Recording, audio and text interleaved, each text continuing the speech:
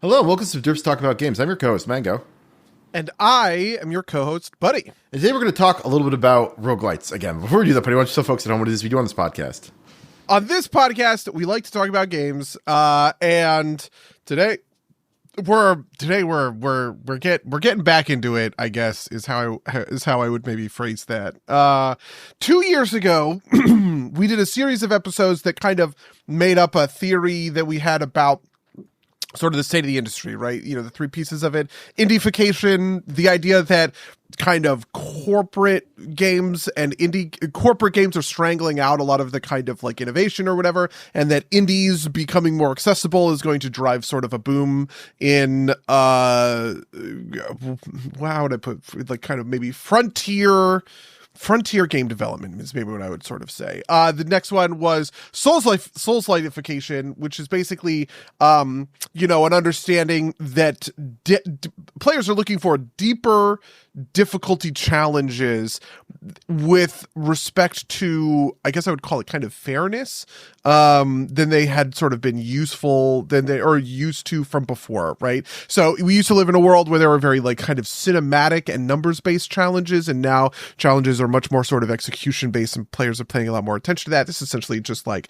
lots of things are picking up these Souls-like traits. And then the last one was Roguelitification, which basically describes the way that, in my mind, this is what I think is happening, right? Players are getting a more complex conception for what a game's possibility space is, and they are no longer thinking linearly about that. They are thinking planarly about that, which is to say that players are used to going back into doing run after run of similar sort of content, but still learning and growing and progressing from those points in single player experiences. Slay the Spire 2 came out 2 weeks ago. Same day as Marathon. Not same day as 3 days before the World of Warcraft, I guess. Well, same day as World of Warcraft Advanced Access or whatever. True. Yeah. Mango, you've been playing some Slay the Spire. I have also weirdly been playing a lot of roguelikes, but I've been doing it for work. So help. Where are you at? You had a lot of thoughts. Yeah. So to pull back the curtain, people who were watching the Discord live, waiting for us to post, Buddy initially posted one topic and then deleted it and posted a different one because we changed this at the last minute.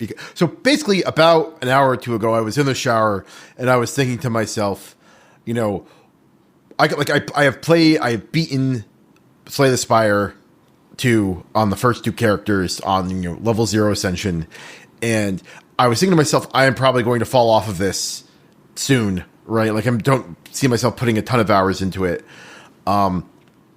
Why is that, and why do I bounce off of these games so much more quickly than I did something like Enter the Gungeon, which I have over 100 hours in, and for a long time on this podcast was kind of like my filler game, right? Mm-hmm.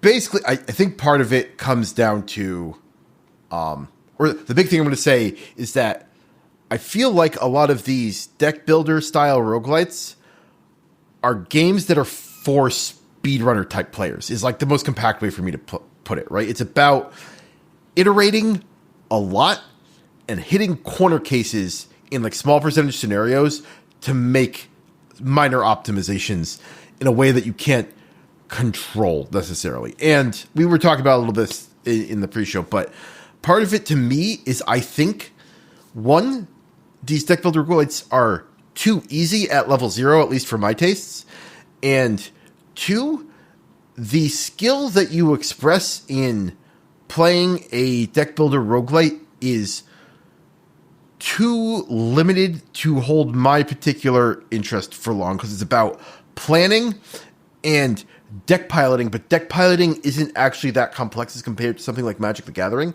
versus something like a Hades or Enter the Gungeon, where there is a twitch shooter component, a dexterity component to the actual game, right? Like a gunplay component to the actual game. Hades, it's obviously not guns, but it's like, a similar type of deal. There's a manual dexterity component, and I know for me personally, I usually burn out after like the first Ascension equivalent. The same thing happened to me in Estrella, even though I adored Estrella. Like once I got past like that first or second level, maybe I just like didn't care enough to keep going, because what it felt like my success was based on was whether or not I got the right pulls out of the dice pool. This is actually kind of also why I feel like I bounced off of Blueprints, where I found Blueprints. Part of it is supposed to be, you're supposed to like manipulate the chance pool, and I found that like to be entirely uninteresting. And there's some amount of that in these deck builder roguelites too, but I also find that like the trying to manipulate the pool like the kind of card pool properly, or the dice pool as it were, just isn't particularly interesting to me and is too luck based. The thing that pops to my mind is kind of like the paradox of skill thing that gets talked about, right? Like the closer you come to like mastering the skill of a game, the more your outcomes are going to be determined by chance. And I feel like that's very true of these deck builder roguelites. Like once you thought, this is actually probably also why, I'm pulling in a lot of things now, but like, part of what I don't like about like, Civ single player, right? The higher difficulties is like, it's the cheating thing is part of it. Is like, a lot of it comes down to like, how well can I like, get lucky on certain, like, how much of my run is determined by luck based factors. And so I have a lot of empathy for this from one angle, which is that scaling is something I think about a lot. I thought about it a lot when it came to Estrella, and so let me explain this. In Estrella, the final boss was always the easiest fight for me. And it's because the determining factor of whether or not I beat the run was almost always a preceding set of fights. So for instance, Estrella, you probably have like 10 or so battles, right? You do 2 or 3 battles and then a boss, and then 3 or 4, and then a boss, 3 and 4, and then a boss. So, like 10 to 15, right? I would always opt for the most difficult options, basically unilaterally, right? My philosophy kind of was, what I ought to go for is the thing that is going to scale the hardest, right? So that means picking up as many, they're called star blessings, passives, trinkets, charms. They have a million different names, relics, right? But like a thing that is always... Yeah, exactly. It's always on. It's always sort of like buffing you, right? And then also, getting like higher quality sort of like cards or dice or whatever else from doing elite sort of challenges, or it'll give you more cash to spend in a shop, or it'll give you more. Like the idea is that you always choose the elite option, even if you know that your deck is bad, because if you can pull out a win, you are going to put yourself into a better position to sort of scale hard. And so what happened in my Estrella runs is that there's a lot of me dying on the second or maybe the third, like hard enemy, right? The epic, not epic, but just like the elites that you come across in sort of your path, because those are where I'm really stretching and really pushing and really trying to eke out every little piece of advantage. But by the time you get into the end game, you have done it. You have scaled, right? I already have a build that is firing on all cylinders, and that is going to do lots of damage and kill my opponent and X, Y, and Z, right? And so when I get to the Estrella fight in Estrella, it is extremely uncommon that I lose that fight. I don't know that I have ever lost that fight, to be honest with you. I think I maybe have always gotten it, but that's not for lack of trying. It's just that I am always losing kind of like beforehand. And I think that this sort of speaks to a little bit of kind of what you're getting at. In the early days of roguelikes, I think the fun was identifying builds, right? It was doing that thing of going, oh, the build. I get it now. I can do this and it's going to make that better, right? But now it feels like my ability to intuit that sort of thing is extremely heightened. Like if I just walk into any game, I can basically immediately, like any roguelike, I basically always end my first run playing a strong build because I can just kind of intuit. I was like, oh, I see where this is going. I'm going to do this, right? I'm going to pick up a couple of cards because they do this thing and I want to do that thing sort of well. Do you feel like that's like a good, approximation of where you're at? Like you just have a really good understanding of what builds are. You can just see a couple cards and go, oh, I get the builds here. I think that's part of it. Yeah, I definitely think that that's part of it. But I also just think that like once you figure that out, there's just like not much past that, right? Like there's not much to do once you figured that piece out. Because you're always pushing towards like a build, right? Like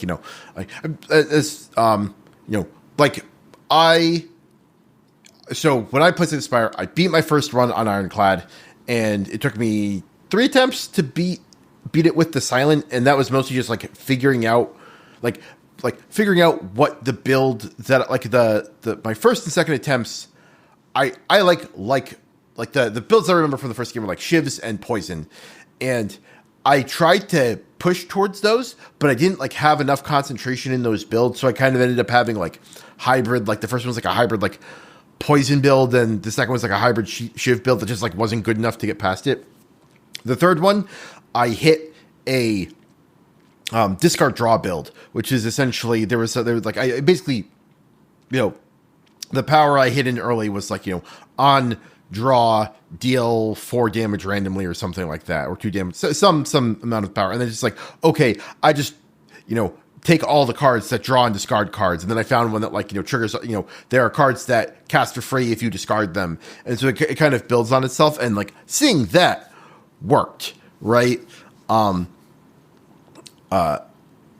just lost my train of thought. I'm sorry. Like seeing that worked, and I went through it, and like I could, historically the way this will work for me is I will like top out at like Ascension 1 or 2 and be like, I kind of don't care enough to like play the discard build again, but on a slightly higher difficulty, where the difference is I have to cycle the cards, 20 times instead of 10 times in order to do enough damage to kill the monster. Because ultimately I am, trying, the build was very overpowered for what I was doing. And I don't think it requires any adjustment in skill of piloting, or if it does, like I could believe that if I got to Ascension 8, right, all of a sudden I have to actually start picking much more carefully when I am, using my extra energy to put an extra 6 block on or an extra 6 damage on. And that's like the difference between a win run and a win loss. But like, that is not interesting enough to me to get through, Ascensions 3 through 5. And that's where I historically bounce off of these types of games. Do you feel yourself like forcing builds, right? Like, or is there a level of, you want to, because I think there's a couple of places that you can kind of go from that point of view, right? One of them is I just want to explore. I just want to play the different builds and see what they do, which is, I think, is what carried me to my 500 hours in Estrella or whatever it was, right? There's a lot of builds in that game across 6 different characters, and I just kind of wanted to play all of them. I probably have, there are some builds that I like and that I think are very fun, and like my favorite build is probably Wave on Solarius. That's probably my favorite build as well.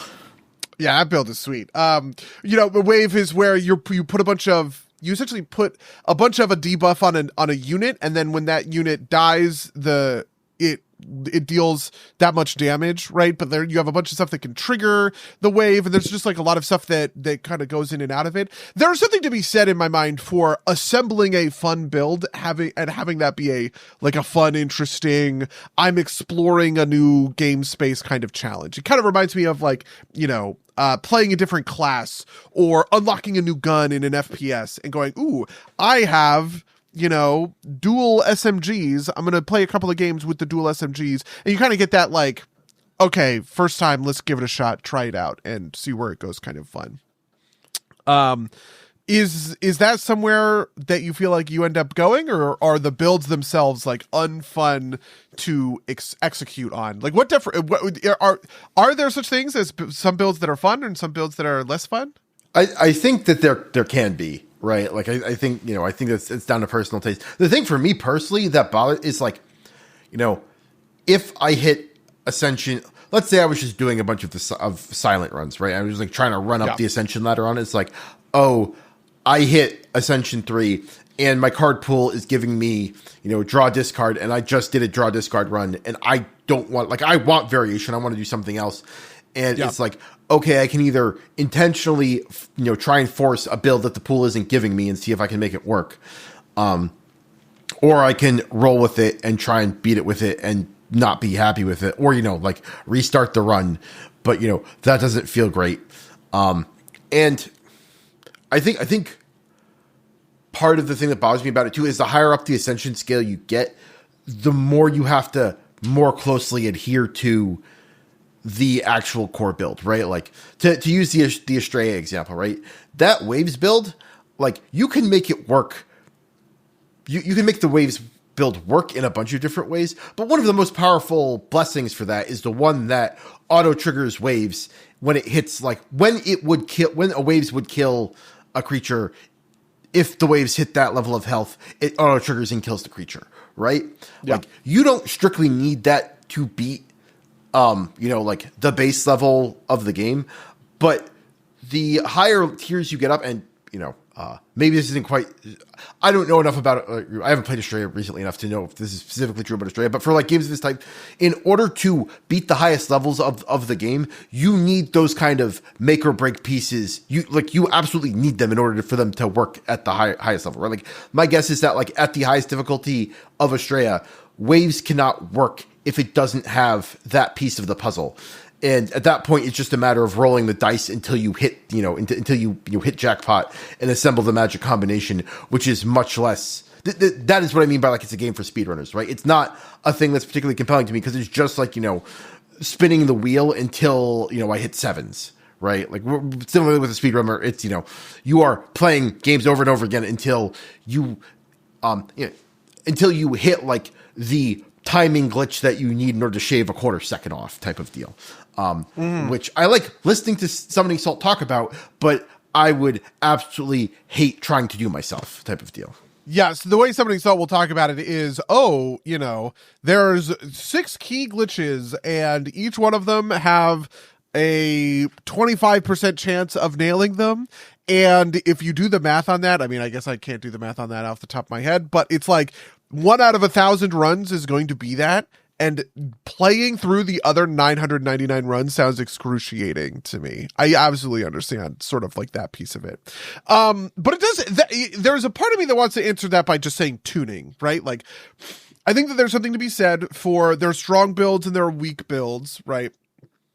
There are certain builds that I don't like because I think of them, I feel like I always kind of like go towards complexity. Like my favorite builds are ones that have just like a lot of stuff going on where you can like cycle a bunch of stuff. It's sort of it reminds me of like Miracle Rogue in Hearthstone, which is like or Cycle Rogue, sometimes they'll call it. Cycle Rogue is you have a huge deck and all of the cards are 1 or 2 mana and you just have a lot of draw and your whole goal is to play through your whole deck as quickly as possible because it lets you do, strong sort of stuff. And that tends to be kind of how I like to play games like Estrella or Slay the Spire and stuff like that. There are a lot of games in Estrella where I just win on turn 1 because I'm able to boom, boom, boom, boom, boom, cycle, hit kind of thing.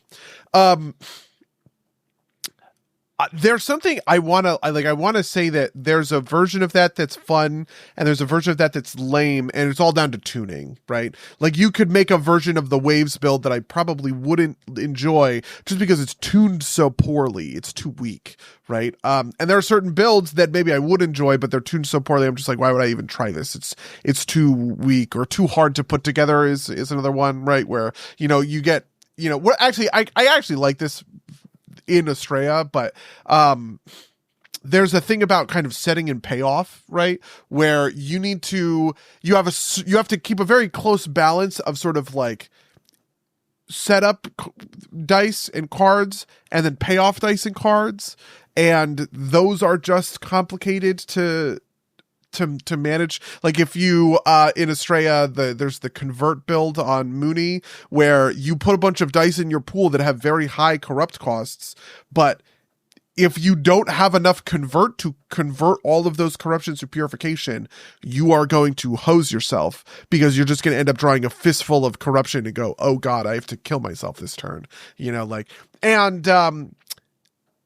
All of that suggests that there is sort of like a complication that maybe Slay the Spire 2 doesn't necessarily have is, I don't know. No, do you feel like the builds are similarly complex across all roguelikes? I think they are, right. The problem for me is that, like, the difference between what is the ascension mechanic called in Australia? I forget. Like, oh god, I can't remember. It's the black holes. Because you go 1 through 10 in terms of raw difficulty, and then there's 1 through 6 additional, so it's actually 16, but you can kind of max them out or whatever. Sure. And so the difference between the convert build on Mooney at, like, Black Hole 0 and Black Hole 6 or whatever is how finely tuned you have that. But the main control on how finely tuned your corruption convert build is, in my mind, not your actions as a game player. It's whatever the RNGesus decides to hand you, right? Like, if he hands you enough convert dice that you can build and convert dice and corruption, high corruption dice that you can build out, the build you want to build, not like, or rather my ability to make, like, win on in these circumstances by my piloting is marginal as compared to what the RNG pool hands me. Yeah, see, like, I want to make a point. This is the part that's tough. This is the part where I feel kind of arrogant. I want to make a point that, like, I think that Estrella does it better than and to be fair, I haven't played Slay the Spire 2. I've only played Slay the Spire 1. And even then, I've probably played for like 10 hours or less or something. In Estrella, you just have so many more decision points that are a part of that, where I think that the burden then falls on the player, right? So for instance, you have the choice to go for safe, risky, or balanced dice, or to pass dice entirely, right? Like, you can just not add something to your dice pool if you want, right? And choosing the right one of those does have some, like, there are kind of trade-offs. Like, you can accept pieces of the game that are not part of your core build because you are sometimes going to roll just like the raw, like, I can take a corrupt convert, thing with Estrella because, like, the choosing a risky die means that I'm looking for something, something like materially different, or like there's this kind of cross-pollination of mechanics where, risky dice tend to have higher corrupt costs. So I can take the risky dice in a convert build more often than I can take them in other builds because I know that I'm going to hit those risky die faces and I'm going to be able to corrupt it or convert it away, right? Like stuff like that. Is there? I did not feel in Slay the Spire 1 that there was a similarly, I don't know, complicated set of decisions being put into the dice or the cards that I was accepting into my deck. So, you know what I mean? So there isn't that stratification. The other thing is that, like, the cards, or rather on the characters I have played, there haven't been a ton of kind of like negative effect style cards, right? Like, most of them are just kind of like, which, how, what power you want versus what, like, like which build you want to go in, and you don't have to worry about, like, downs. You don't have to worry about killing yourself with corruption type of stuff. Yeah, and Slay the Spire also has like AP essentially, right? Like a number of actions you can do per turn, which is not turn Astray and Astray. You can just play your whole hand. You play until you're done, right?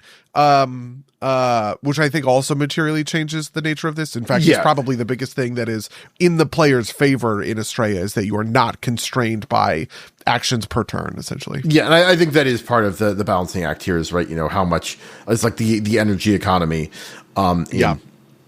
in Slay the Spire. So I think in the meaty middle, your point makes sense to me, right? Like, that you need to, like, if you want to clutch out a win in an otherwise unfavorable situation, like, you can make less than optimal cards or dice work, but at the highest levels, it doesn't. And maybe this is just a taste thing for me, right? Like, I'm not I'm not beyond saying, like, this is a me problem, right? Like, right. If I like see that, right? If I can like see like, if I can like, Zach Galifianakis, right? Like see the math, right? Like, and be like, oh, this is what the optimal version of this build looks like. Then like fighting the probability to get there just isn't super fun, especially if like I hit on that build on like a lower ascension run and then I'm forced to kind of like, deal with mediocre pulls on a mid-level run, right? Like, versus just because like so much of this is not on me as a player, right? Like even my worst Gungeon runs, right? Like even where I like, draw, relatively bad guns out of chests, right? Like you can beat the final boss of Enter the Gungeon with the starting guns because, it's like you can just get good enough to do that, right? Like this is like, level 0 Dark Souls run through, right? Whereas you kind of can't beat the boss, of Slay the Spire by skipping every single card you get to. Right, like there's no amount of player skill that will let you get past that because all the player skill is in card selection, right? And in the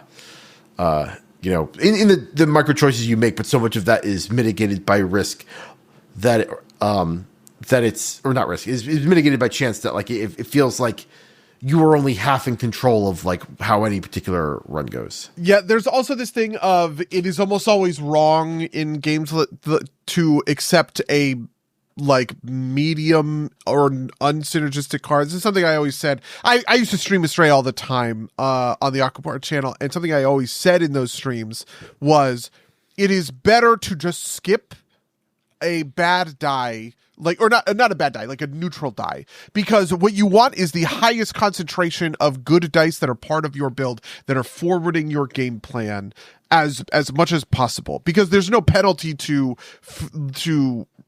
filling and emptying your dice pool over and over again. And my memory is that Slay the Spire works the exact same way. Yeah, like, you can imagine a world where like every time you have to shuffle your deck, you take 1 damage, or maybe scaling damage, 1 damage, 2 damage, 3 damage, or something like that. So like you kind of are incentivized to make your deck bigger and bigger because it's better to make it, sort of like larger to gain more sort of resources for your thing.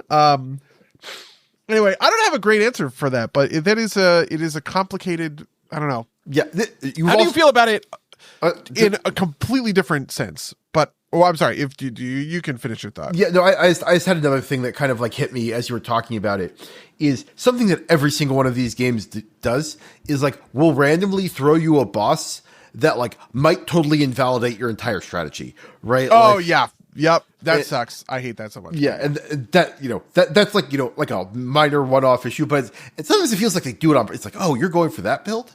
You're going for the mini actions build? Well, here's the enemy that if every action you take, you lose life or you do less damage, right? So if you keep doing actions, you're actually just going to fuck yourself, right? Like, that kind of deal. I think of that as this always happens in roguelikes. So like you will eventually just reach a game over and you go, ugh, because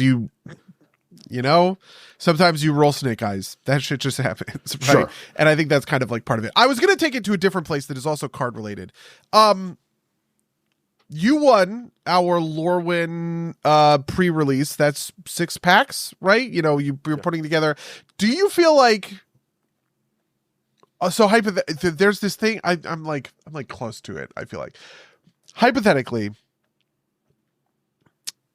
you're sort of doing that. It's like a pre-released sealed draft. It's not a draft, I guess, sealed tournament, whatever. Where you have 6 packs and you just try and make the best thing that you can out of them, right? Has this similar sort of like deck building kind of component, right? And I wonder if, you could, like, if I just looked at all of the cards that you got in your draft pool and all of the cards that I got in my draft pool, if we would make any different decisions from one another.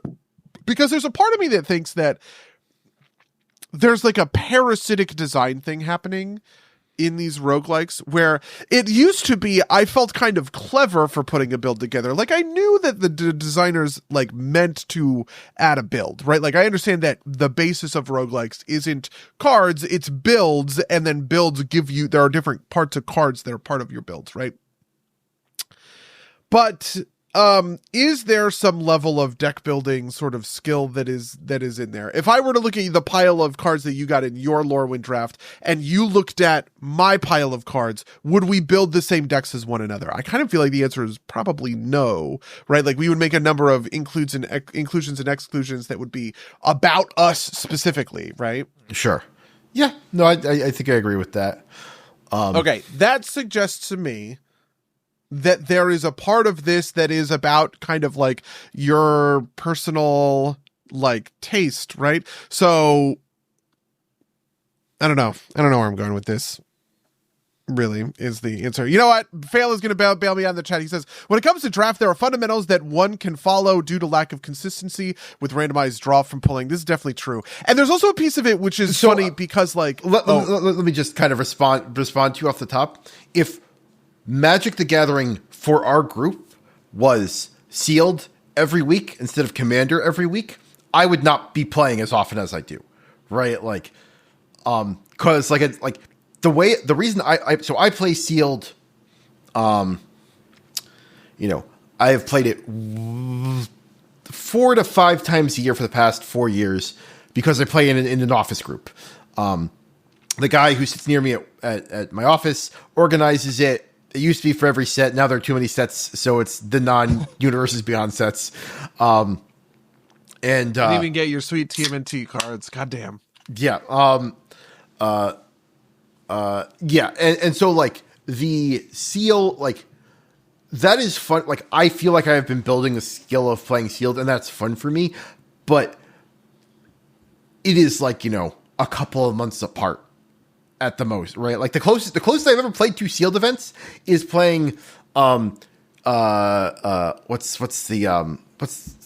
cannot remember. Alex's ECL and then the Office ECL, right? And that is too close for me, right? Like I pulled open my Office ECL packs and I didn't have like as good a pull as my pre-release ECL. I couldn't assemble like a similar type of engine, right? Like I got less lucky in terms of like bombs and removal. And I'm not doing bad in the Office ECL pool, but I'm not doing great. And it's like, and that was like frustrating. It's like, okay, well, I guess that's just the luck of the draw, right? Like, and putting them those that close together made me like it less, essentially, right? Especially because I did so well in Alex's ECL, right? Like if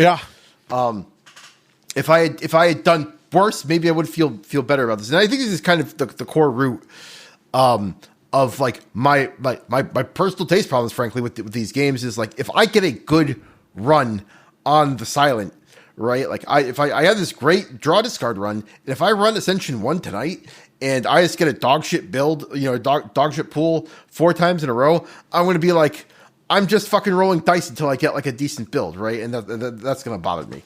But it's inherent part of the game. There's a part of me.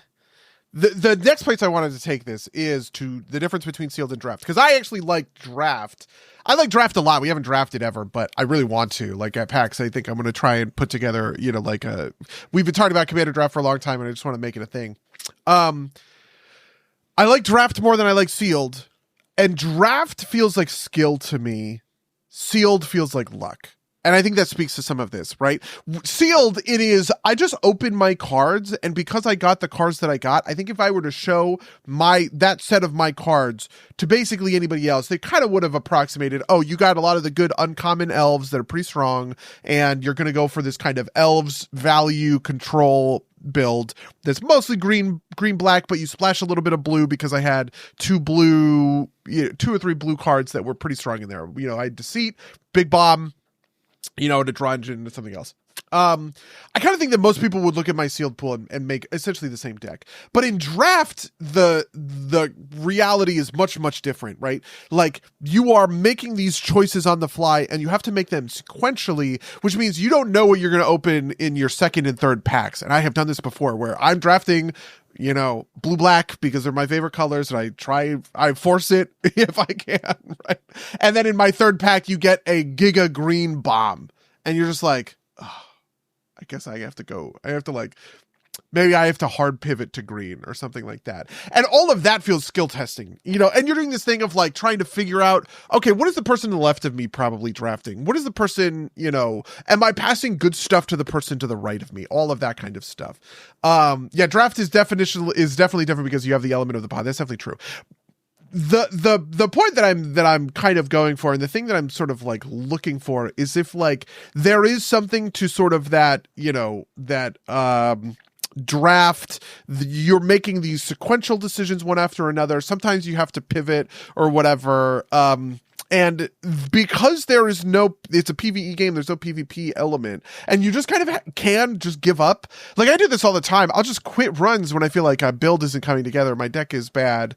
I'm just like, you know what? I'll just redo it. I did this recently on Montabi, right? I was doing okay, but I just kind of couldn't get a build that I felt like was synergistic. I felt like I was, ironically, in Magic terms, I'd call this playing good stuff rather than playing synergy. And I just quit the run. You can just sort of like do that.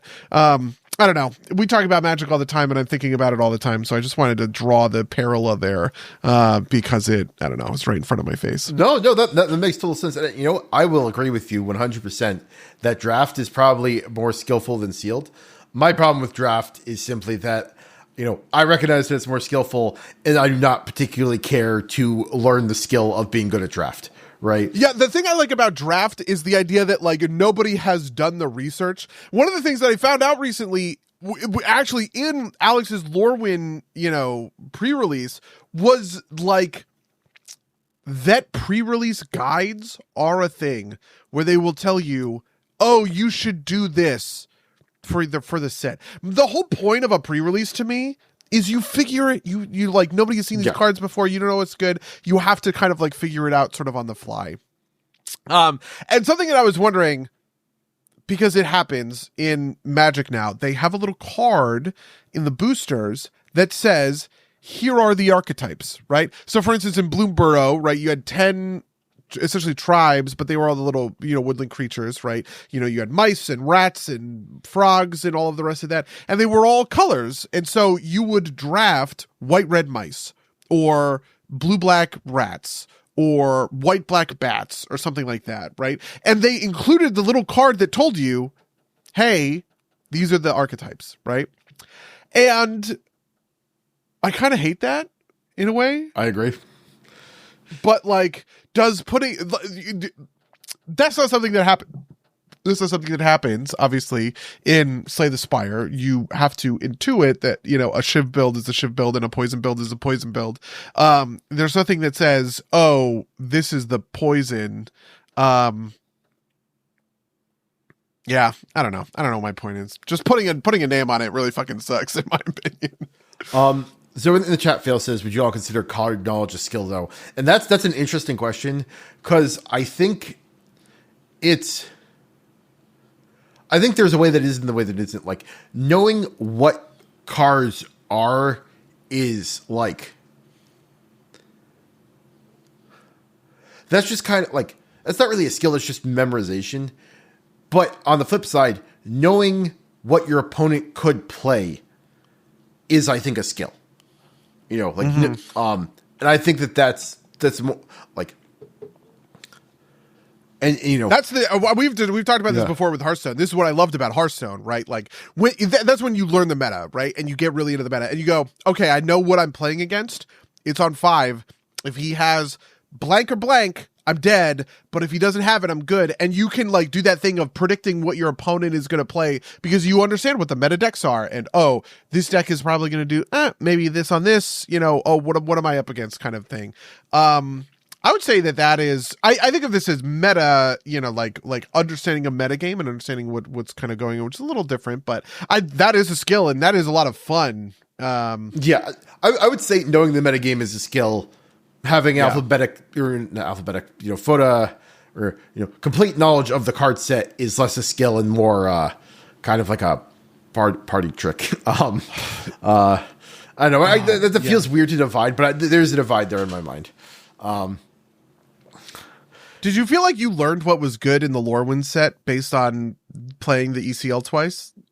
Like, you must have seen a bunch of cards multiple times, right? Yeah. I wouldn't say I did, because draft and sealed are not like constructed, right? Like, this is part of why I don't like draft and sealed, is like, it kind of, on the one hand, it makes it, like, on the positive side, it makes it harder to kind of hit these, it makes the game a little bit more balanced, like even. But on the other hand, basically it kind of homogenizes decks to kind of like, mostly kind of like value or aggro with like some, baby combos, if you can pull them off, type of deal. And that can be interesting because you can like, do combos that aren't really like real in like a constructed game, because they're not fast enough or they're not like good enough. Yeah, I love putting together a really dog shit value engine. This is one of my favorite things. In my Lorwyn deck, I had a card that put -1/-1 you blighted stuff on your board, and another card that you could pay 2 mana and remove a counter from this creature, and you would draw a card, right? And so I created this kind of shitty draw engine where it was like paying like 4 mana per card or whatever. But I was drawing through my deck, and I was able to grind out an opponent because I put together this sort of shitty value engine. I do love that effect in like a limited environment. It's interesting to me because like do you think that deck building is a skill? Yes. Like so for instance, do you think in our pod, who has the best decks? Let's say you or Josh. Josh, right? Yeah. So if I put, this is going to sound, let me flip this around. Sarian doesn't do, like his deck building is pretty limited just because he's using stuff from his own collection, right? So he kind of tends to have sort of the jankiest decks. If you were to put, it's me, I have the best decks.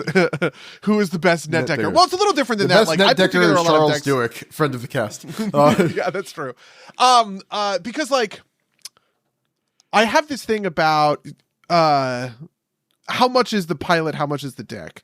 So for instance, I feel like I can pull wins even when I'm not on my decks. And I think that is like indicative of like skill, right? Like when you were gone that whole week for your honeymoon, you left your decks with me and we played a bunch of games with your decks and I was winning with your decks, right? Like it wasn't that I was, I wasn't just ripping my decks, which are all better than everybody else's, and just like crushing the fucking pod, right? Like I was also able to rip wins out of your decks as well. And I think that speaks to, like I'm a strong sort of like deck pilot. Yeah, right? absolutely. But like conversely, at the same time, if I were to be pulling, Sarian's decks, which are mostly made out of his classic collection, versus my decks or Josh's decks, which are more heavily kind of like curated or whatever, though I would chafe against the term net decking because I don't net deck my decks all that often.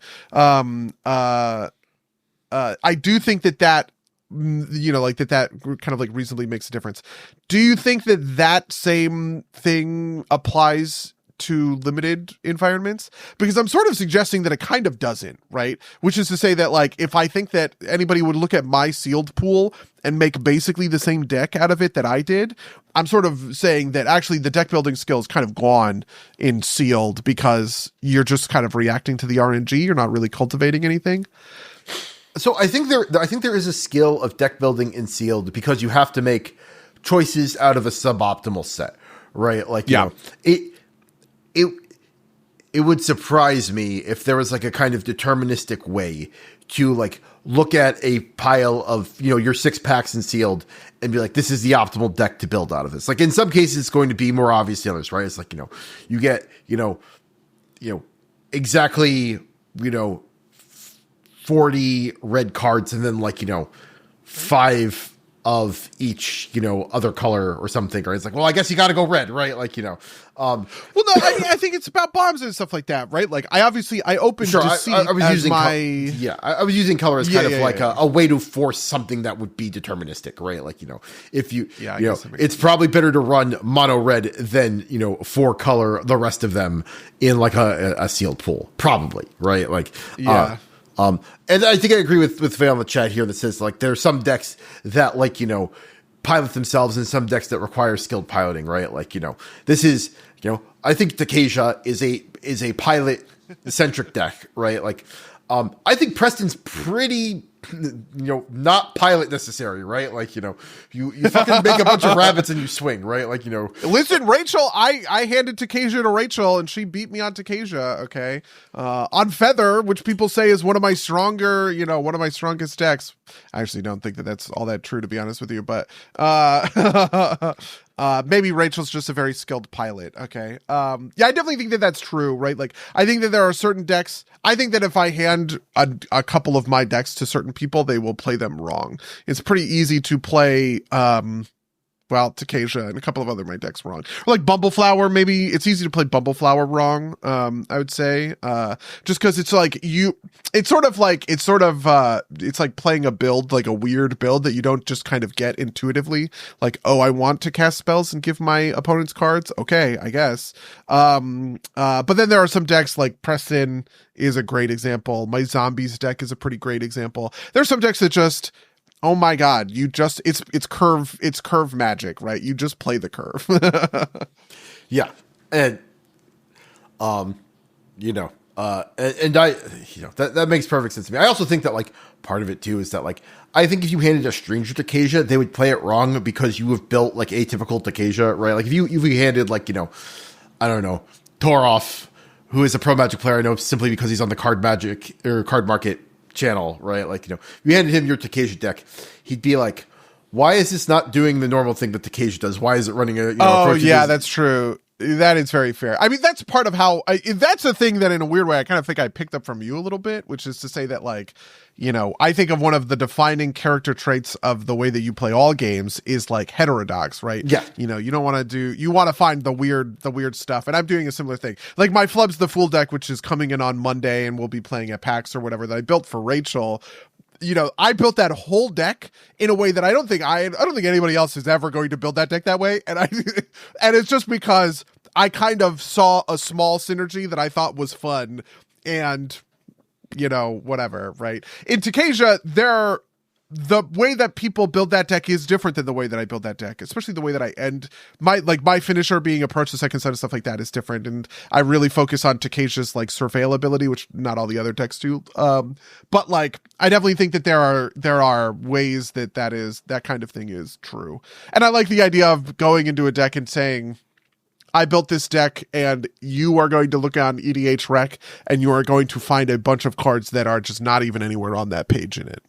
Yeah, no, that is actually this is like card knowledge and skill thing. It's interesting to me because, like, I built a lot of my decks, I want to say, through EDH Rec just because I don't have like the knowledge pool to like, pull cards out of the ether, and I need EDH Rec to just kind of like show me the world of possibility. But a lot of what I do is like I watch Magic content online. I don't watch a ton of it, but I watch Card Market, I watch the Magic Mirror group, or I guess it's mostly Slooper, Snail, and Trinket Mage.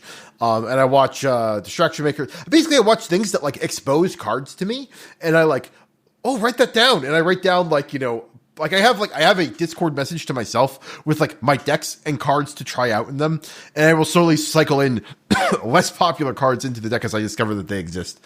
And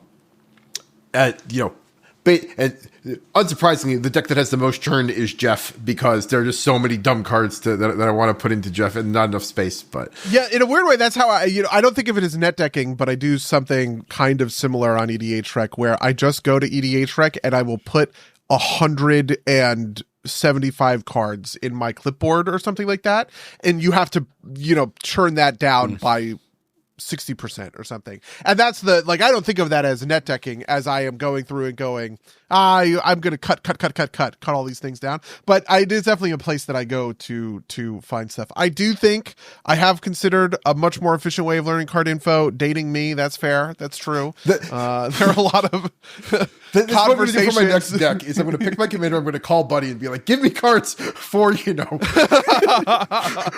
Yeah, it's funny.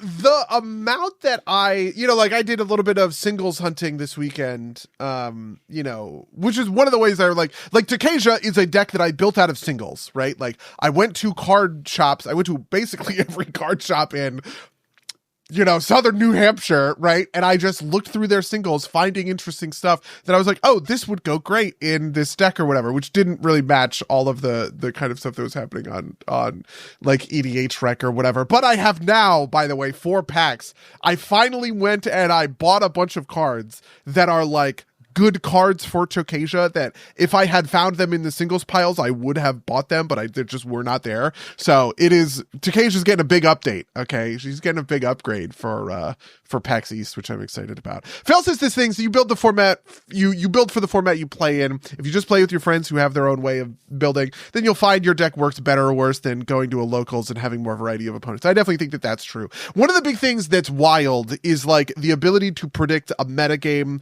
inside of a friend group versus at like an LGS or whatever. Like, I think my decks have kind of a boogeyman. There's a couple of my decks that have a really boogeyman sort of reputation in our friend group. And it's because of the way that our friend group tends to play games, right? And if we were to just walk into an LGS, it would just be entirely different, right? Like, Josh's like Pantlaza deck or whatever.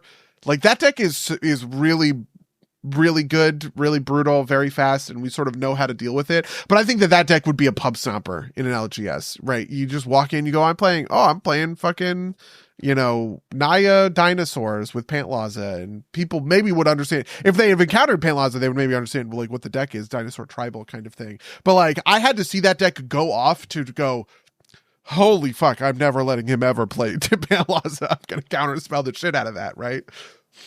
Yeah, no, I mean, it's like, we've talked about this before about your Tokasia deck and like, how Approach of the Second Sun kind of like took us all by surprise that first time. It's like, well, no, I think I might take it out of the deck. I don't know though. Now you guys know but I think if I just opened a conversation and said, hey guys, I took Approach the Second Sun out of the deck, I think I would win me some favor. Yeah, I know. I like Approach of the Second Sun just because it's like, I think it's a good second win condition for white, right? Something I do in a lot of my decks is like, throw in, like I have Approach the Second Sun in Augustin because he doesn't have like a real good primary win condition, right? Approach the Second Sun is like, I have the game kind of stacks locked and I'm going to grind through 7 turns until I redraw fucking Approach the Second Sun, right? Like maybe not quite that long. Yeah, that is it's funny to me because that sounds excruciating. That sounds awful, right? So the way that I do Augustin is supposed to be awful, right? Like the goal. That's fair, yeah. Right, like there's a reason I don't bring Augustin out very often. The thing about Approach the Second Sun, when I play Approach the Second Sun, like every Approach the Second Sun win I've ever had on Tokasia is essentially a combo win where it all happens inside of one turn. Sure. Where you go, I Approach the Second Sun, mill, Approach the Second Sun, win the game, game's over, sort of thing. In the same way that you would just, like Josh had that a couple of weekends, or wait, were you there? It was a couple of Fridays ago. Josh had a thing where he's like, wait, I think I win the game here. With Time Sieve. And he just demonstrated the combo and we all sort of just like moved on. In my mind, there's no difference between that and obviously I've talked about Craterhoof being the same thing. Like, there's no difference between that, Craterhoof, any of these other things. But like, if somebody plays an Approach the Second Sun, it would be very hard to get me to hard cast an Approach the Second Sun and just say go. Do you know what I mean? Yeah. Like, who the fuck is going to let you live? You just turn yourself into the arch enemy immediately, and maybe you just have enough life that it will never matter, and you just go, I Approach the Second Sun, bring it on, right? But, yeah. I have Approach the Second Sun as an alt-win con in Stiltskin.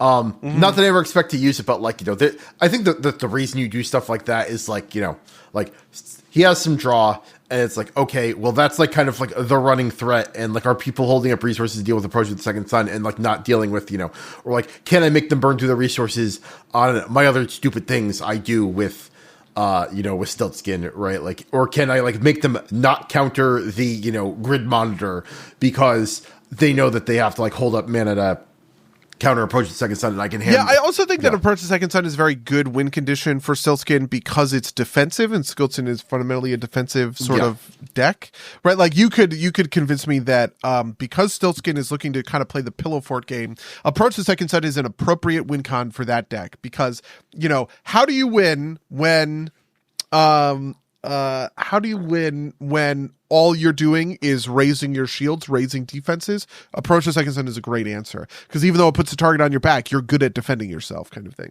Yeah, that makes sense. Unfortunately, no one is ever going to let you play Stiltskin ever again, apparently, because the last time you tried, it was just so... Everybody killed Stiltskin. I felt so bad. I was like, oh my God. I mean, guys, go easy. Look, I went... First of all, I think the secret is, I think Ryan has it out for me for whatever fucking reason. This is like the second or third time. Like, the only time he has been... like nice to me is when I convinced him to not kill me and we did like, unified fucking like Forest Friends win the game, right? Like, Oh, that's true. Yeah, when you guys did the Bello Preston Bumbleflower win at your house, that was Yeah, but Ryan, like, yes. Does Ryan have it out for you? Yeah. I don't think he specifically has it out for me, but I just find that I tend to be the person that's like, I feel like everybody has their player that they feel like they can attack without it, like, being a problem, right? Like, and also like I feel like, in our play group, like maybe Ray's a good example, right? Like Ray's a cool guy. He's not like my closest friend though. And so like for like weird screwy stuff, I don't want to like send like the full power of like Jeff Bozonis at Ray, right? Because like, it's like, if you're gonna, to use a crude expression, if you're gonna fuck me in the ass, at least buy me dinner first, right? Like, I still feel like I'm not like, buy Ray dinner first yet step, right? Like, whereas like I feel like fine doing that to like you or Josh, right? But like on the other side of that too is like, do I want to make an enemy of like the better players of the game? So it's like, I rarely am going to both simultaneously attack you and Josh, because I'm going to want one of you as like a person that I can like go to with proposals. This isn't going to be like, fuck you, man. You screwed me. Which I do sort of feel that there's a thing that happens with your decks that's funny because, so for instance, I've talked about how the correct way to play with Ian Malcolm is when you lean into it when you're behind, you shut it down when you're ahead, right? Which is just raw variance game theory thing, right? You need low variance when you're winning so that your opponents have a poor chance to come back, and you need high variance when you're behind so you have a better chance to sort of come back. But I think everybody hates the variance. Like one of the things that was funny about playing Ian Malcolm, it was me, Sarian, Lou, and Josh, and I think Josh was playing on Ian Malcolm. Maybe it was Ray, maybe Ray Lana was playing, and every time Ian Malcolm came out, everybody went so hard for Josh on the Ian Malcolm deck, which I just thought was really interesting because I was clearly the arch enemy. I think I was playing AC, and I was just ramping, and I had a million cards in hand. I was just playing all these fucking lays. I eventually won by right of replicating a bunch of hasted rampaging Baloths or something. Right of replicated rampaging Baloths, and then cracked like 2 fetch lands or something for like 4 landfall each, and I think I got 36 44 or something like that. And it's like, and they were like, oh, well, also fuck you, Josh. And they killed Ian Malcolm. And I was like, you know what I mean? Okay, I guess. I don't know. There's something about that piece of the puzzle. I do appreciate failure energy in the chat. You attack me, it's on site. I will throw to make sure you don't win with me. I do understand that because I do hold insane grudges. Actually, you would say, you know what? I'm gonna go back. I don't hold grudges. Okay, I treat people fairly, which is if you betray me, if you fuck me over, okay, if you make a deal with me and break it, like dishonorable men do in this play group, I will hold that grudge and I will go after you. I think I still hold. There was a while where I made a quiet pact with myself that I was going to just quietly target the shit out of Josh. And I think it lasted for like 2 or 3 months until eventually I got Josh to make a fair deal with me, and he honored the deal, and I like forgave the beef, you know?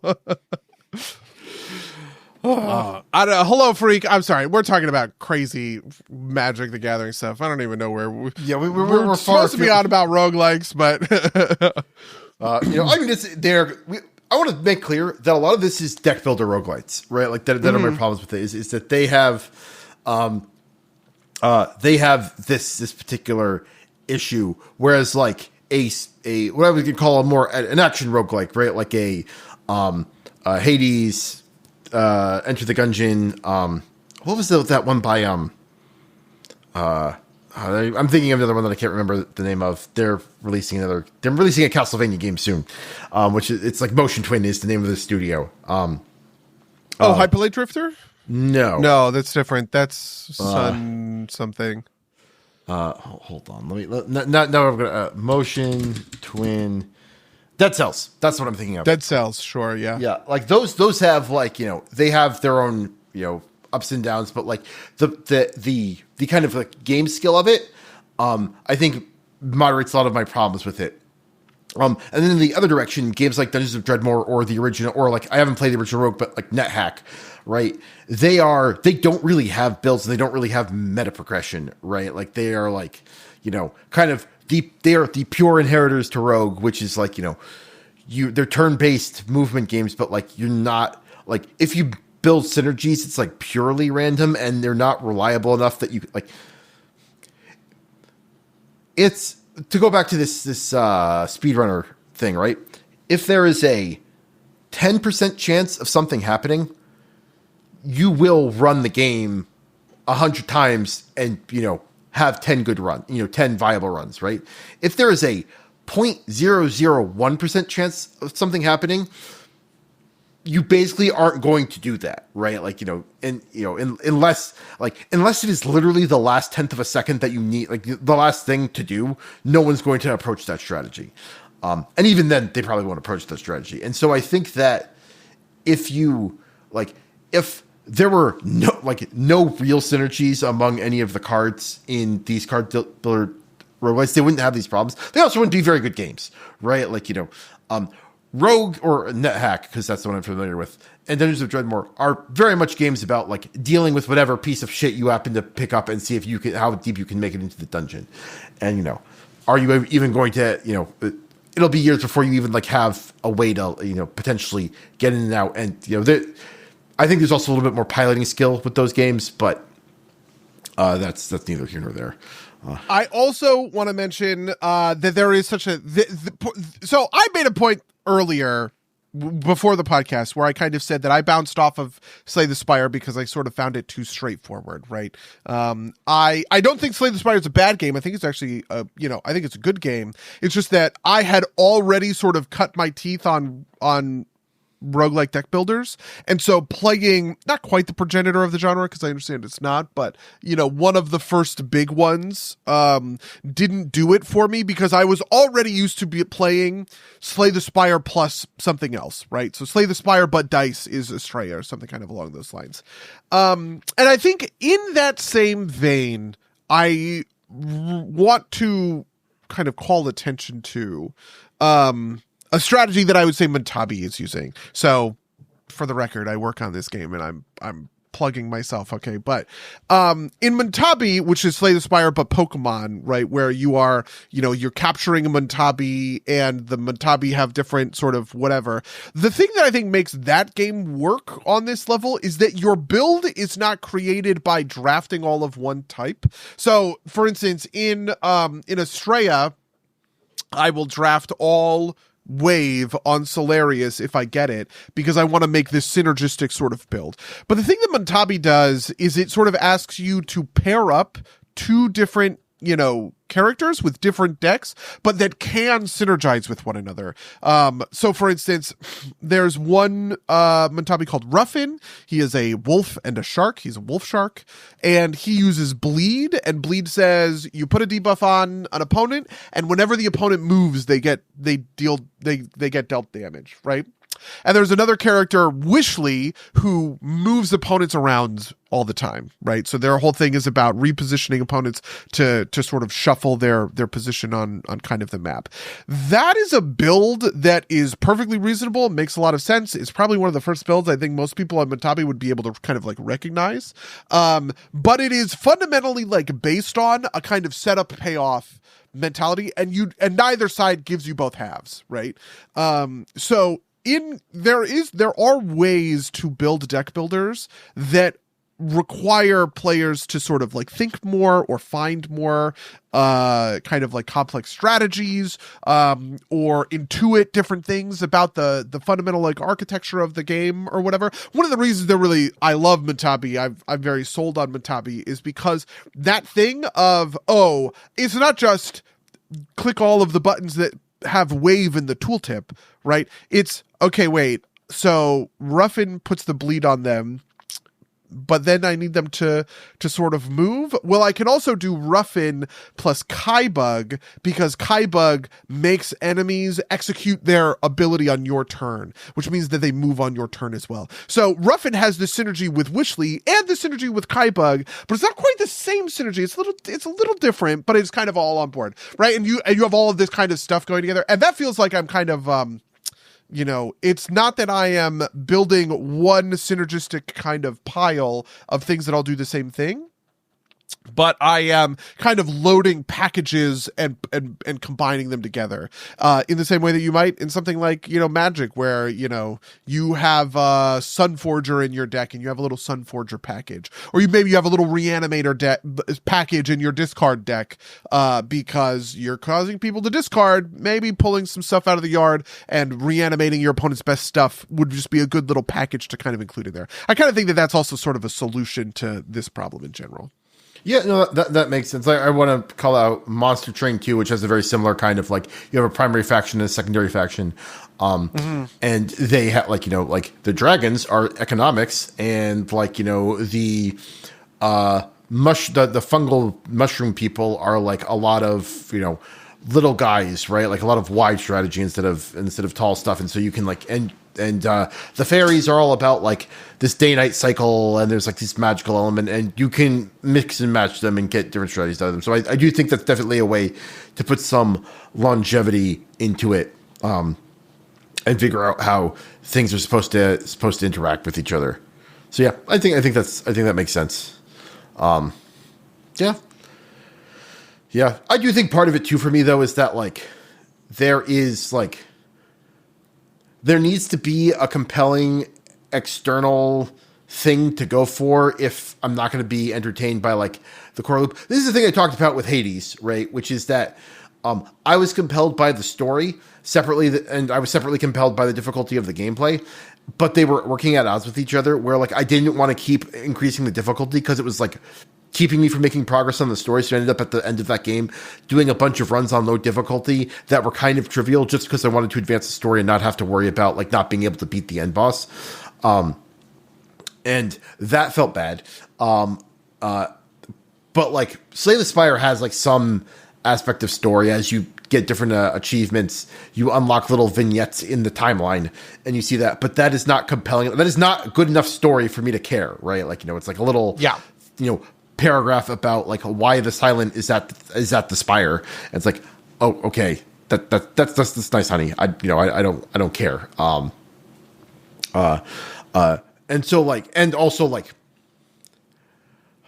I have complex thoughts about meta progression in these games, but like when the meta progression is add stuff to the pool, that is not a very compelling external kind of thing, right? That's just kind of like a okay, I guess type of deal, because it's not like a defined benefit. Like I was driven to complete Enter the Gungeon because it's hard, right? Not because I was not driven to keep unlocking things, right? Like that was just a thing that happens sometimes. Yeah, I also think that there's like a value of things getting unlocked. One of the things that I think is certainly true about a lot of these games is adding more cards to the pool is actually bad, typically, because it means that it's harder to find the synergies that you're looking for when you're assembling your builds, right? All of a sudden, you go from having 3 or 4 viable builds in the card pool to having 6 or 7. Now I am competing against 6 or 7, cards that might pop up in order to put it together and make it work. And that's complicated and not my favorite, but it is what it is.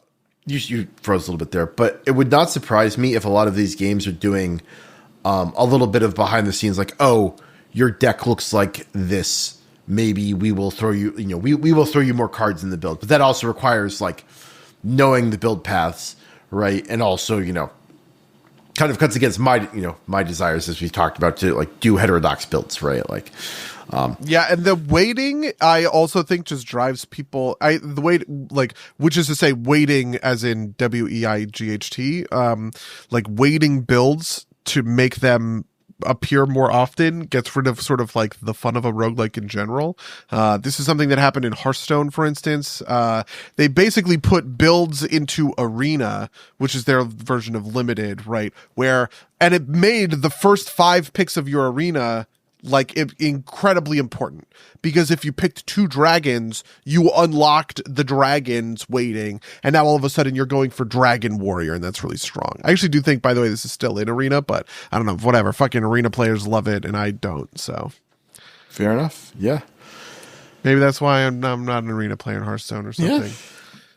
Yeah. Anyway, we've talked this to death. How was your week? Tell me about whatever. It's been great. I've been playing a lot of Marathon, and I love it. It is. So they're making changes. Like a controversial change they made was that they increased the distance that you could hear gunshots at, and the broad kind of consensus in the community is they made it too big, because now, like, basically Dire Marsh, which is one of the maps, has gone from like the tension of like, oh, is there somebody here? Do I have to worry about another team? To it'd be just like, as soon as a shot is fired, like, everybody converges and the map gets cleared pretty quickly. And that's like an exaggeration, but like that's you can hear shots from too far away, and so it's easier to hunt people down, type of deal. But it has all of the extraction shooter goodness, without with some like fair complications, right? I finally finished this one quest that was just, it was a multi-step question. It's like, you have to do it all in one run, which is like, kill a couple of guys on the roof of this thing and then go into the middle of the pinwheel, which is like this complicated thing to unlock. You have to either get access codes or get like a drone conveyance. There are different ways to get into the different wings. And as soon as you open it, it makes a big noise, lets everybody know that the pinwheel's open. And so people run there, and because there's like the best loot in the game right now is in the pinwheel. And so, I eventually got there by, friend of the cast, Monica, and I randomed into a third that was on comms and was like willing to cooperate. And then I added him as a friend, and we had a couple of more successful runs after that because we had like a group, right? And that's just like the way that the game works. Which is, I think, a shame, because I think it's going to keep a lot of people from playing the game, because the game really shines when you have 3 people in communication, and you just can't guarantee that if you're not going in with people So, yeah. And it also doesn't flex at all, right? Like, if your friend group is 4-person, there's always an odd man out kind of thing. Yeah, I think that, it's the world we live in. Yeah. But it's fun. It is a great game. I enjoy like my solo runs too. I enjoy my Rook runs. I have been, I had some great moments, like, what was the thing that happened to me? I had this fantastic, earlier today, the one game I played today, I was trying out the railgun, which sucks, right? I had not used it before, but it takes like 5 seconds to fucking charge a shot or something like that. And this thief, is hiding behind starts shooting at me and then ducks behind a crate to reload, and I start charging up a shot. And I guess they thought that I wasn't firing back because they popped out, and that was just enough time for the thing to fucking finish charging, and shot him in the head. And then one tapped him with my magnum to actually down him. Absolute cinema. I have, beaten this dummy with a railgun. And it is one of those games that you need time into, I think it is correct for you to feel very weak in the lower levels, but it's also going to make a lot of people bounce off of it. And basically, I have a handful of self-revives in my inventory, and that is enough to make solos feel infinitely more viable. I get one screw up, and I can pick myself up, whereas you can't do that. You can't do that in solos otherwise, and it makes it a much less miserable experience, right? That is on my top list of things to unlock once I get high enough up. Do you think it's a better game than Arc Raiders? Or is it just like blue, the bloom is still on the rose is really what I'm asking. It is a different game than Arc Raiders, right? Like, Arc Raiders definitely feels like Weenie Hut Jr. Loot Collector, which is fun in its own way. Yeah. If your name is Syrian. Well, no, I think it is. I played. How many hours did I put into Arc Raiders? I put a ton of hours into Arc Raiders. I know you do. Definitely more than me. I don't even know that I got past like 10, to be honest. Yeah, I have 186 hours in Arc Raiders, right? So it's not fair I enough. didn't put no time into Arc Raiders. Marathon, I have 30 hours currently. About. I had 16 hours in Arc Raiders. I don't know if I think of that as respectable or lame, but whatever. I think that the fighting against the Arc is a much different beast than fighting against the UESC. Mm-hmm. I think Arc Raiders does the spectacle of big enemies better, at least as of yet. As of talking, Cryo Archive is not released, and that's like the big kind of map. Famously, Bungie has asked reviewers that they hold their full review for a game upon consideration on the release of Cryo Archive, since it is like this. This is essentially similar thing that happened with Destiny. Destiny really hit a stride when they released the Vault of Glass raid. People are thinking that Marathon will really come into its own when Cryo Archive releases.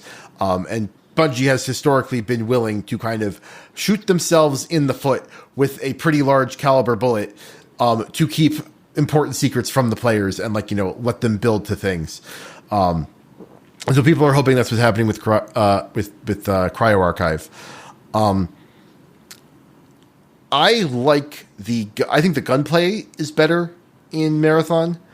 I think the build crafting is better in Marathon. I do think the core loot, like the looting, is better in Marathon. But it is much. It sounds like you're saying Marathon is a better game. It is a much harder game, and it can be a much more frustrating game, right?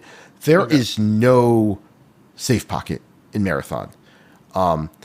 It can be. I had a whole Saturday where I was trying to do this quest I just talked about having finally accomplished solo, and I died over and over and over and over again, including one basically I hit my breaking point when I was like, okay, I'm gonna put on a little bit of good gear and see if I can get this done, and I spawn in and I immediately jump over a rail, and I didn't realize it was till the fucking it's outside of the map, and I immediately died. And I was like, you know what? I'm done for now, right? This podcast is brought to you by Marathon and not Arc Raiders. No, Arc Raiders is an excellent game for what it is, right? Yeah. But the last round I played of Arc Raiders, which might be ever at this point, was. And not because I dislike the game, just because I only have so much time for stuff. And this is pure live service shit, right? Yeah. They could get me back if they did X, Y, or Z, but otherwise I am occupied by this other live service game. I totally understand that. Yeah. Well, so what had happened is I was trying to do trials, which I think are a bad system in Arc Raiders, right, for the weekly reset. And I loaded into one of my Weenie Hut Jr. games, and someone was hunting people, and they got shot, and I was mad about it. I was like, I shouldn't be mad about it, but I am totally drained of any motivation to do this anymore. And I put the game down, and I have opened it once to send my raider off on the expedition, and that is I have not opened Arc Raider since. Okay, yeah, interesting. In the chat, Fail says Arc Raiders made me sour to the genre, which I want to preserve that Phalanor and I are different people, but I think that's also maybe true for how I feel about it. I have sort of a friend level interest in Marathon. I like hanging out and playing games with you and Monic and Xavier, right? We did a couple of runs in Arc Raiders and Sarian, but there's just no version where I'm ever going to open up that game of my own sort of volition. I would just never spend my own personal free time doing solos. And even the friend stuff was not enough to get me off of doing solo content in World of Warcraft, right? Which just make me like I have as a long running thing, we've done almost 500 episodes of this podcast, and I have long thought about the kinds of PvP experiences that you enjoy versus the kinds of PvP experiences that I enjoyed. How like it's a Venn diagram doesn't quite overlap, but I wonder if there's something there. Like obviously, I was really into League of Legends. I was really into Overwatch as kind of the only PvP shooter I can think of that I put real time and effort into. And then obviously stuff like Hearthstone or whatever, like Magic, I guess we would also consider those to be PvP experiences. But just like, I don't know, there's something about Arc Raiders that, or not Arc Raiders, extraction shooters, I guess I should say, that I think is always going to be like a kid looking through glass at a zoo or something. Like I'll just never be able to get inside. I totally get that. I think a big part of it is that it is hard to iterate, right? Like in Call of Duty, which is a game I describe as my guilty pleasure a lot of times, it is, you run in and you shoot, and if you die, you spawn 5 seconds later and you can run and start shooting again. And I play those games pretty recklessly, because I am just kind of like engaging in this pure joy of clicking on heads, as a way to put it, right? Among other aspects of that game. I have actually not played Call of Duty with any seriousness since they nerfed the riot shield from 2-hit kills to 3-hit kills, because it was too strong and I was too good. I was finally good at the game, and they nerfed me, buddy. They nerfed me.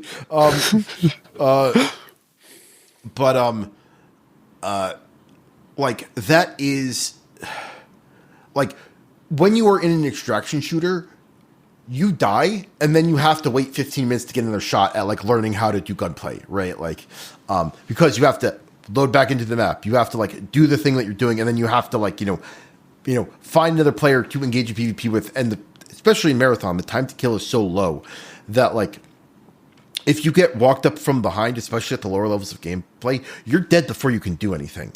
And it teaches you a different set of skills, but it also like, I would not be surprised if a super majority of my kills against other players have been with the knife, because it's hard to miss with the knife type of deal, right? Like, yeah.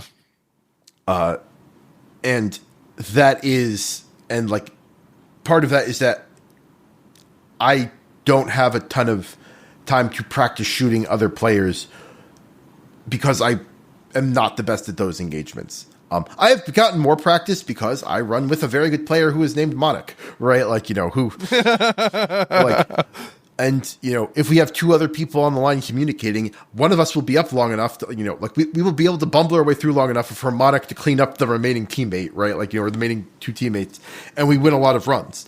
On my own, I'm not quite that good, and it kind of, I think, keeps people out because it's hard to get good at games, because if there's any differential, it's just hard to build up the skill, right? Like if I play COD for an afternoon, I will get pretty decent at the gunplay.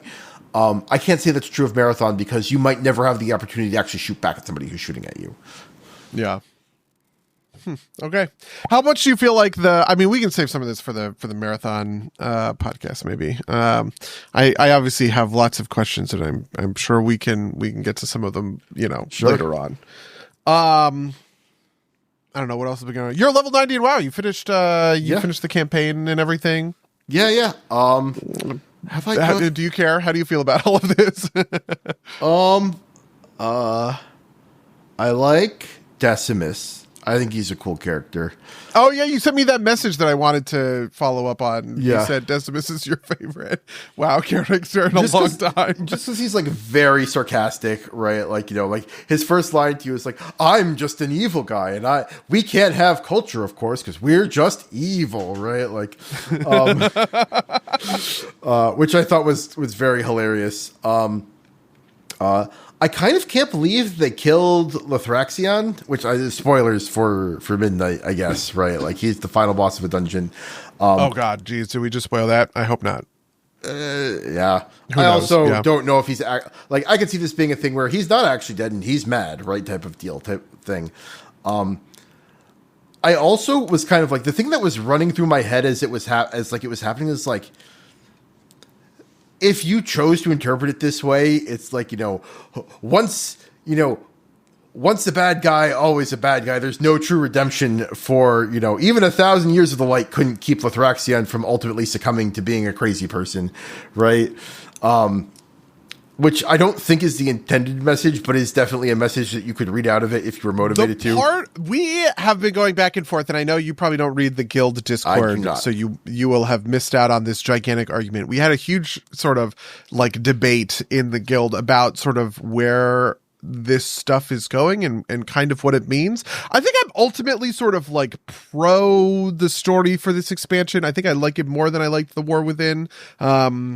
For a handful of reasons, mostly that are kind of like unrelated to kind of the core sort of like drama that's going on. Like, I don't particularly, Erator I think is okay. I quite liked his little quest line, but I don't super love Turelion and Illyria. I kind of don't care about all that stuff. But I love a lot of these like secondary characters like Decimus or Zul'Jara would be a great example. Suleiman was easily the best zone in my opinion. But anyway, we had a whole chat in the Discord about sort of the nature of what they're kind of like going for with this stuff with the light and storytelling. And one of the things that Rachel said that I thought was very apt was that like Illyria just did this. You know what I mean? She just did this on Koresh, where she went to Koresh and she was very skeptical about working with a void monster or whatever. And somebody told her, don't worry about it. It sucks, but we have to do it for the greater good. And all of that led to this moment, which is to say, Xal'atath filling the Dark Heart with void power and then shooting Azeroth with the Void Storm and all of the rest of that kind of whatever. And maybe they're trying to go for like a character arc that I don't quite comprehend here because it doesn't seem like it makes sense. But to me, it feels like Illyria kind of made a big 180 where she sort of trusted Decimus for kind of no reason. And she was just burned and watched her mentor die because they trusted Xal'atath, who everyone knew this was a bad idea and was going to bite them in the ass. And she was the one beating that drum. And then now Lithraxion is the one making her points and she's making Locust Walker's points. And I just found that whole thing to be very odd from like a storytelling kind of perspective. So they tell you, like, they look at you and they say to your face that, the reason is like, this was like, yes, it sucked, but that was the only way, this is Doctor Strange seeing the snap and realizing this is the only way that things can eventually be good, right? That, Illyria looks at the camera and tells you that, right? I might agree with you that it's not particularly well supported by kind of like the themes, but I think that's just kind of like a video game writing, right? And I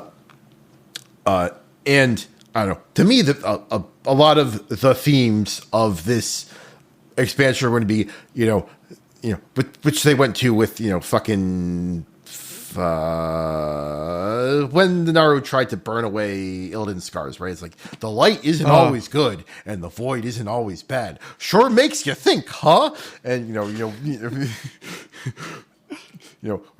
sometimes religion is bad, guys. Oh, Reddit claps, right? Like, Yeah, I do think that they are going for something a little more new. I don't know. I want to give them the benefit of the doubt here, but I also am sort of annoyed. Really, the thing that annoys me is the characters involved. Like I said, I like Erator. Erator sort of won me over on his personal quest line with Alonce's Foul, where you go and you see the Second War and all that stuff. Mostly what I loved about that, frankly, is like the utilization of the rest of the world in great. Love this. I if I could tell Blizzard, make one of your zones from now on, like one of the campaign quests for your max level things, just send us into the old world and we go to a bunch of different places and check in on them. I think that's awesome. I agree. I think that was my favorite part of the campaign was the Erator storyline there. Yeah. And there's a version of this which is about like Eretor himself kind of coming to terms with a couple of things that like puts it in a perspective that I can get it kind of on board for. But like, I just don't particularly like Illyria. Illyria just kind of feels fake to me. And I don't know how to put this in any better terms. Fake is the word that I want to use. I drew a comparison that was tongue in cheek where I said, the story can't be as good as it was in Shadowlands, because everybody obviously fucking hates the story in Shadowlands. But outside of being controversial, right, like, you know, provocative, right, really what I'm trying to get at is that, like, Shadowlands was using the big hitters, right? Shadowlands was Anduin, Tyrande, Sylvanas, right? You know, huge characters, huge names, making huge decisions, which felt really good. And I think that was also true in Legion, right? You know, Illidan, Velen, right? Even Anduin is there too, right? In Battle for Azeroth, right? Obviously you have all the stuff with Sylvanas, but you also even can introduce me to new characters who I can get on board with when it comes to Talanji, right? Or when it comes to the stuff going on in Kultiris with Dalen Proudmoore's kid, whose name I don't remember, but she's in Midnight. She has little cameos. Cute. It's like, you can introduce me to some new characters and get me on board for them. They did this with Juljara. You can use the heavy hitters and get me on board for it. They did this in sort of Shadowlands. Illyria does not feel as if she is on either one of those categories.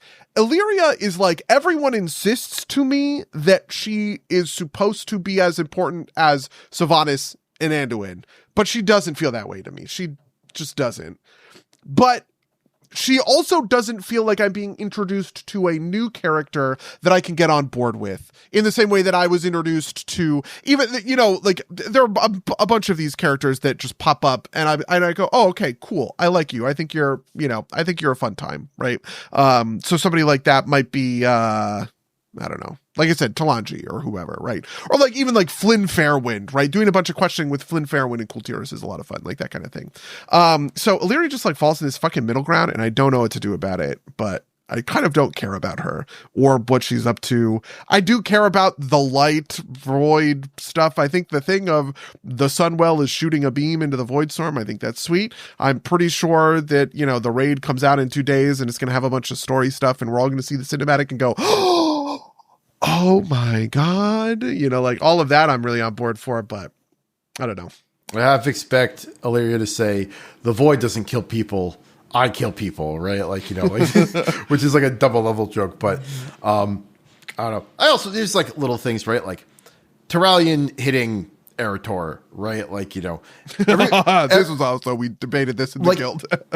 In the story, they treat it like, you know, I can't believe you hit Eretor, right? Like, it's like, he fucking jumped in front of the blade, right? Like, I get being mad at Terralion for being like, you didn't listen to me, and because of that, you ended up injuring me because you didn't trust me, right? Lou in the chat, yeah. like I understand if the you know, if Eretor was like, you should have trusted my judgment, right? And listen to me when I said something. But everybody's like mad at like the object level thing that happened, which is he fucking hit Eretor. It's like, no fucking shit. You jumped in front of this blade specifically so that would happen, right? Like, you know, while he was mid-swing. Yeah, there's a needle that I want to thread. I do feel this. This was part of the argument. There's a needle that I want to thread here, which I do like. And it's part of what I like about this stuff with Eretor, right? Which is, I don't think that the in my mind, the Steelman version of this, shall we say, is Eretor is not mad at his dad for beating him, you know, in the way that like an abusive parent does, right? Like it is not that Terralion struck his child, shall we say, right? But it is that Terralion was a little too invested in his own conviction and his own self-righteousness and his own whatever, that he let himself kind of get carried away and forcing Eretor, which I think is kind of what you're describing here as like a whatever. And I, you know, that's my sort of like read on that kind of situation, right? And I like a lot of, there's a needle to thread also a little bit in the follow-up, which is that like, I like that the secondary stuff isn't about it's not about adjudicating whether or not what Eretor and Terralion did was right or wrong, right? Like, it's not like the story is saying, Terralion, you are a bad man because of this, or Erator, you are bad man because of this, right? Like, it's not making that kind of a authoritative judgment. It is about the way that this kid sees his own dad, and all of that is happening sort of like in the questing, which is what I think makes that Erator chapter of the campaign so good, right? Like, this is the subjective level relationship between a kid and his father, even if the inciting event is kind of weird. Yeah, no, and like I do think that storyline is good. I just think that the specific argument they have about it, just like, you know, like, I would be on board if, you know, the World of Warcraft Midnight expansion told me that that's why they were mad at Turalyon, but the World of Warcraft Midnight expansion insists on telling me that they are mad at Turalyon for the object level thing where he hit Erator. Yeah, I think this is why Lou said thank you in the chat. She's also made that point in the guild Discord or whatever. Yeah, there's also a part of me that wonders if, like, the cinematic was better.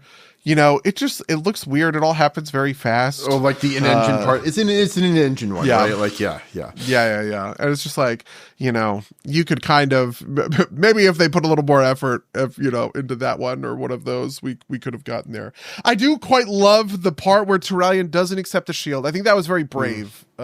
This actually, here's my called shot. I think that was a Chris Metzen decision, because it just speaks of Chris Metzen to me. He loves these kind of sort of like it's like Illidan, you know, turning Zira down. Yeah, I am my scars, right? This kind of thing where, like, the story is building to zig, and then it zags, and that just had Chris Metzen all over it to me, right? Like in StarCraft 2, which I've been playing a little bit, you know, like there's a part in Heart of the Swarm where Jim Raynor dies, and then it turns out that he's alive, but Kerrigan has turned herself into the Queen of Blades again, and he's like disgusted with her. It's like that stuff is going on here, and all of that just really reads as Chris Metzen's sort of like hand. Boy, do you want to call any shots? Do you have any shots to call for the Midnight story? I have deep shots to call. Yeah, absolutely. That what Xal'atath is doing is this is the most obvious one in my mind.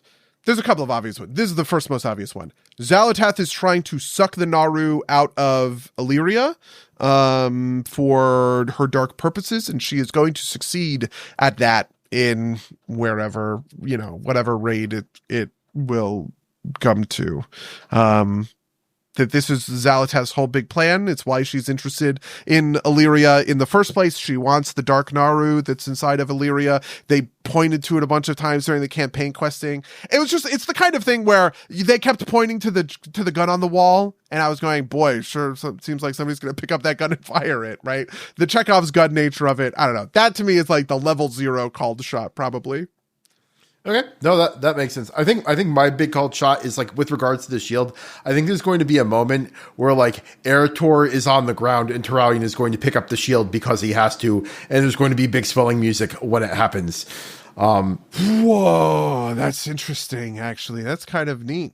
But this is Mango doing tropes, not like, you know, this. Part of the thing here is, like, because I do not know the lore super deeply, I just kind of make, like, you know, oh, this is what the curve of the story is. That's where I see, like, you know, it folding out to. Even if he doesn't end up, like, holding on to the shield, I think it's going to happen at some point. But that's just because I think that would be a cool moment, and, you know, that's a cool moment that they want to do. This one's also pretty obvious. Did you do the stay a while and listen with Zul'Jan at the end of the Zul'Aman campaign? Oh, yeah. Is Zul'Jan going to do a heel turn? There are two moments, right? Because, like, when you finish the quest, he seems like he's going to do a heel turn. But then when you go back to the town and you do the stay a while and listen, he's like, maybe you're right, sister. And so I can't, you know, I feel like they left that open and they can do it whichever way they want. There's a lot of supporting evidence. I mean, so obviously there's the island that's across sort of the strait from Zulaman with a big bridge that's broken down or whatever. And it's just like screaming for a patch zone. But there's sort of a question about whether that's going to be like a major patch or a minor patch. And I kind of think it could go sort of either way. Where it's something like the Siren Isle, where, the Siren Isle was foreshadowed and all of this other kind of stuff, but it was ultimately pretty unimportant to the War Within, storyline. I think that maybe there's something there. Couple of other called shots. Do you think that Zul'Jin is going to do a heel turn? Like, do you, because I'll put up my note. I think he's not, because that would make Zul'Jara too incorrect for the purposes of the story. Again, this is me following the curves of tropes. Do you think he's going to do the heel turn? I don't know. I guess my answer was yes. He really does have like future bad guy vibes. Right. I think my answer is yes. I think he is going to end up being a raid boss. That there's going to be a Zulaman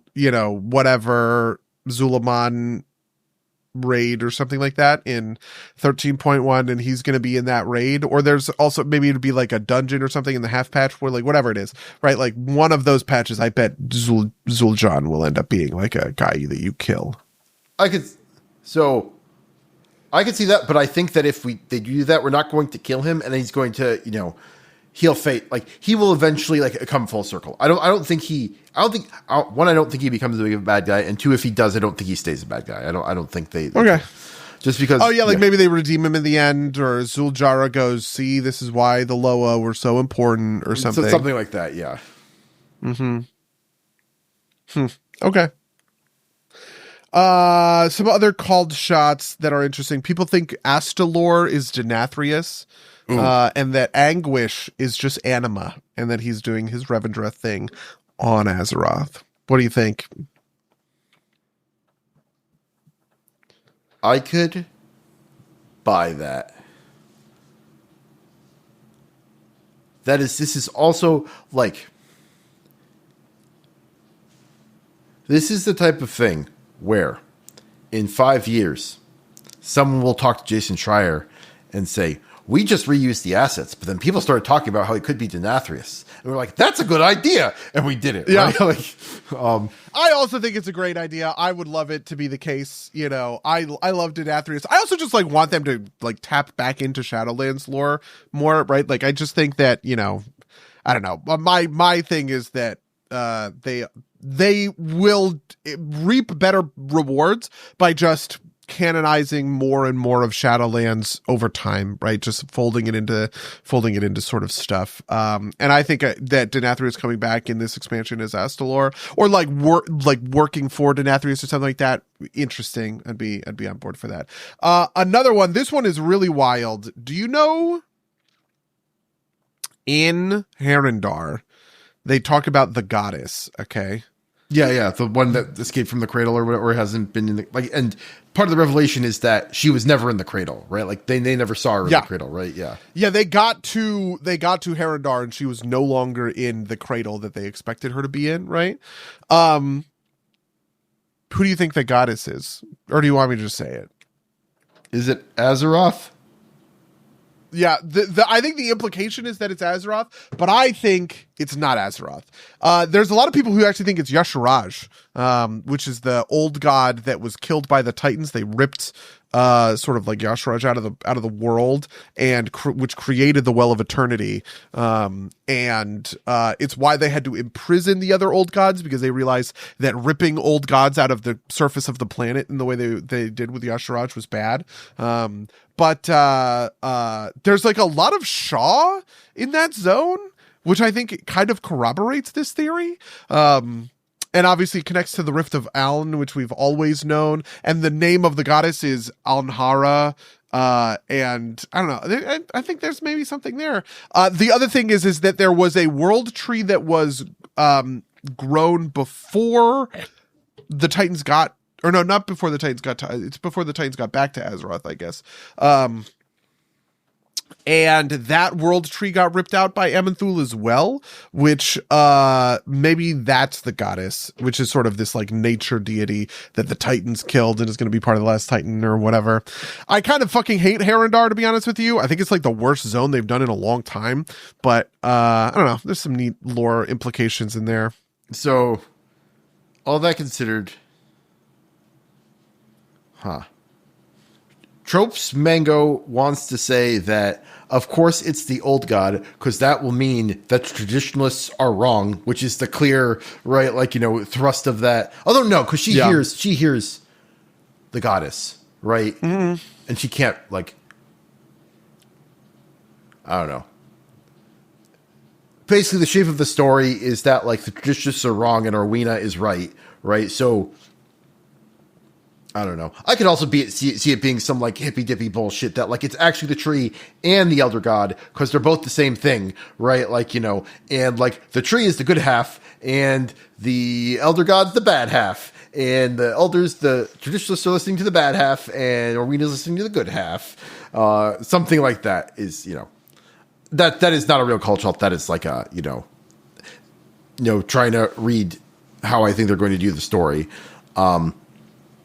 What was the other thing I was going to say? Do we know if the Haranir are like, basically subterranean trolls or not? Like, do we know what the relationship between the two of them are? Because I assume that that's going to be a thing. Like, if that's big enough for me to call a shot that, like, Haranir are like, some version of trolls that went down instead of up, and the trolls are the ones that went up or something like that.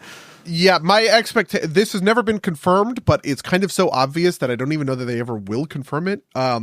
The trolls and elves are the same race. It's just that the elves were not established. They were I don't know, whatever. There was the fucking the Moonwell turned them into elves, right?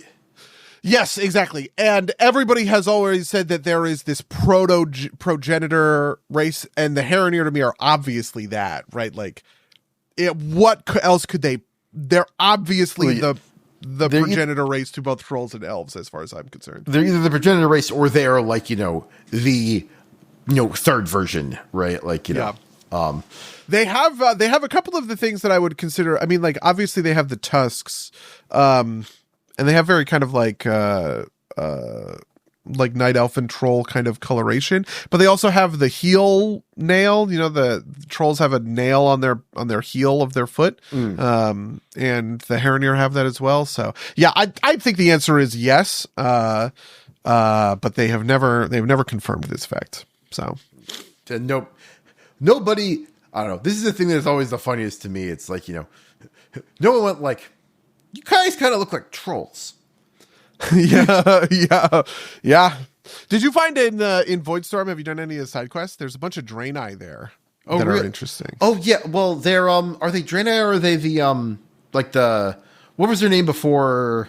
Like the not Minar, Eridar is what they were before they became Draenei. Draenei is specifically like the exiles that fell in with, but the Eridar are the ones that were. What are the ones that are like drained in Outland, right? Like the ones that are like, Crokul or what those are, or broken, or something like that. Nobundo. I feel like when I saw them, I thought that they were like the broken one version of them. They call themselves Nethersent, which I think is really sweet. And I just love details like this, right? Like one of the things that is important to me about WoW lore is that it feels like big and expansive, and the idea that, the Draenei were wandering the cosmos for 20,000 years. Yeah, they left a couple of people on a couple of different planets and they got devoured by the void or whatever else. Like, I think all of that stuff is super neat. So, finding all of that is interesting. Another one, here's a called shot. Samdi is going to come back this expansion. I don't know when, I don't know where, but he's going to be back. I actually think both Bonsamdi and Vol'jin will feature in future stuff with this expansion. Just because they're trolls and it's troll stuff and people like those trolls. Plus, agree. We know that Bonsamdi is the Low of Kings now, so I would be really hyped for Vol'jin to. I'm sorry, did I say Bonsamdi? Vol'jin is the Loa of Kings, and he hasn't shown up since he got put in his wild seed or whatever. And I just think that having him come back in like the troll raid that I'm pitching, A+. I would love that to happen. I could see it. I mean, I think like I was saying, I think before the expansion even came out, that it's like, why isn't there, more, what we know, or rather it was like maybe the first week was like, we know Alola, we're on pretty good terms with him. You can talk to Bonsamdi. I'll give him a ring or whatever. I was mad that he wasn't, because in Zandalar, Bonsamdi is the spirit healer throughout all of Zandalar, and I was really hoping that would be the case for Zulamon. Yeah, I feel like him not being it is on purpose, right? Yeah. Like I could see like, a patch happening with a storyline that like makes him the spirit guide, type of deal. Yeah. Or also that he's just like, I don't know, too expensive. They don't have the voice actor or something like that. Maybe something along those lines. You think they'd really stop them? Yeah, maybe not. It's Blizzard. They have Blizzard money, but I mean, you could. I feel like you could replace the voice actor, and most people wouldn't notice, right? Like, oh come on, the voice actor's like all of what makes Bonsamdi so awesome. Yeah, I mean, maybe, but I also don't think that would stop them, right? Like,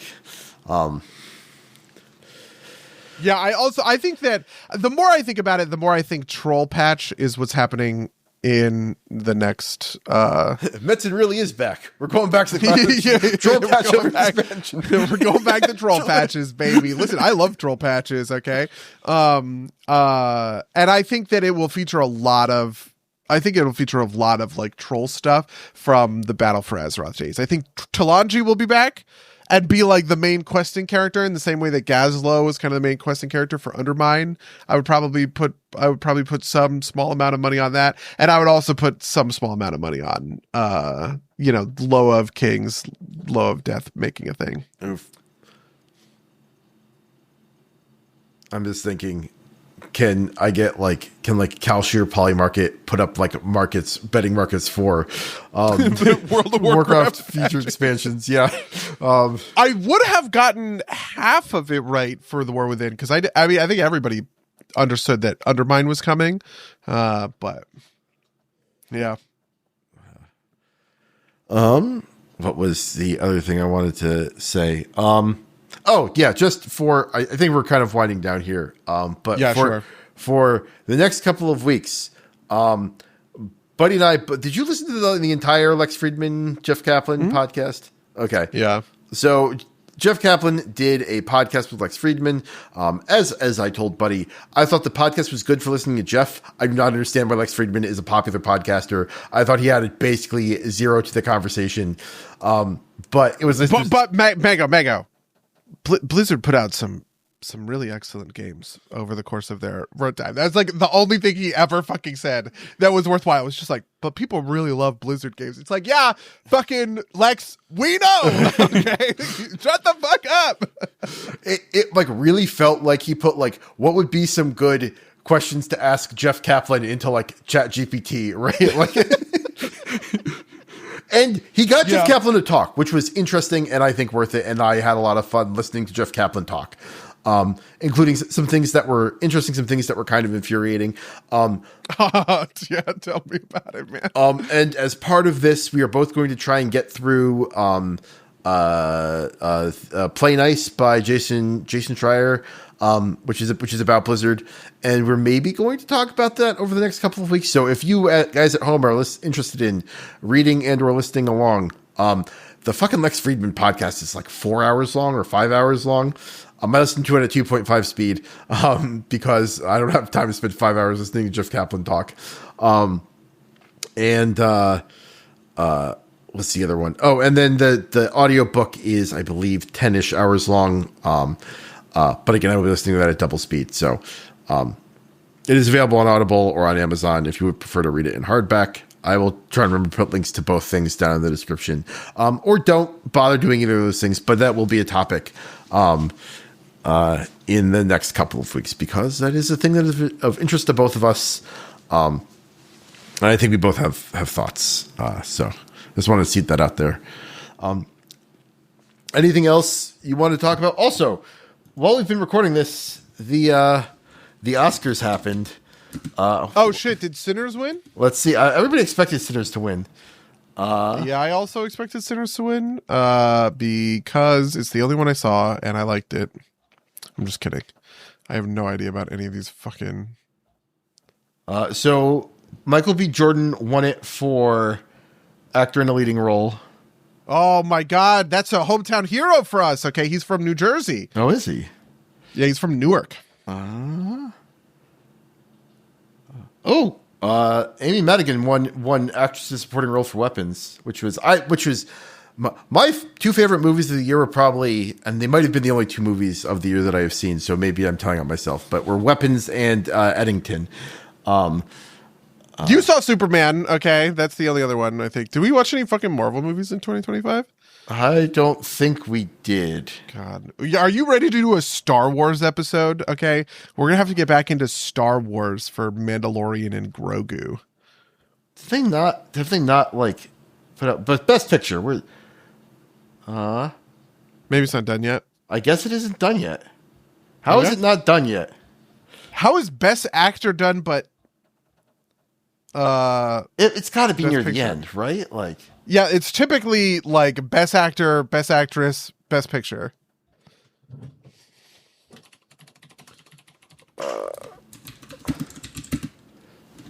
this is I cannot believe.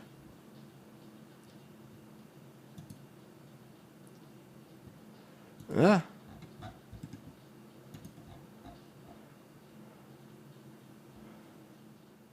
Yeah. Whatever. I don't know. Have you seen what are the other big ones? So the big ones on everybody's mind are, what is it, like Begonia, Hamnet, Sinners, One Battle After Another. Seen Sinners, have not seen One Battle After Another. Marty Supreme. I haven't seen Marty Supreme, even though I did want to. I don't fucking see movies. There's no movie theater in Concord. I have to drive like 45 minutes to go see the movies. It's like impossible. I didn't even see fucking Avatar 3. If I was going to see any movie from 2025, it was going to be Avatar 3. So the thing I have heard is that the Safdie brothers got into an argument, and then one did Marty Supreme, and the other did the MMA one with The Rock, which I cannot remember the name of now. I heard that one was actually quite good. The Smashing Machine. Smashing Machine. I've heard that they're both good, but they clearly need each other because Marty Supreme is like all sizzle and no like emotional core, and the Smash Machine is all emotional core and no sizzle. So I have lots of opinions about movies because I've been watching Patrick H. Willems, and so I am just farming all of his opinions for my opinions. But I do want to say that Patrick H. Willems introduced a Muppet into his show called Nobbles the Content Goblin.